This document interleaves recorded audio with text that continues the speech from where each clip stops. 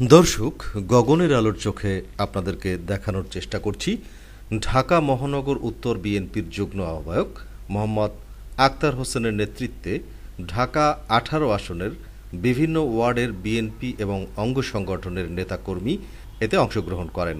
দর্শক, তরুণদের নেতৃত্বে আয়োজিত এই গণমিছিলটি শেষ পর্যন্ত জনসমুদ্রে পরিণত হয়েছে এবং আক্তার হোসেন মোল্লার নেতৃত্বে গণজোয়ারে পরিণত হয়েছে ঢাকার খিলকাত।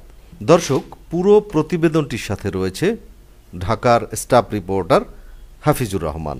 দর্শক, এই অনুষ্ঠানটিতে বিশেষ অতিথি হিসেবে ছিলেন আলী আকবর আলী, সাবেক কমিশনার, সদস্য ঢাকা মহানগর উত্তর বিএনপি। বিশেষ অতিথি আব্দুস সালাম সরকার, সদস্য ঢাকা মহানগর উত্তর বিএনপি।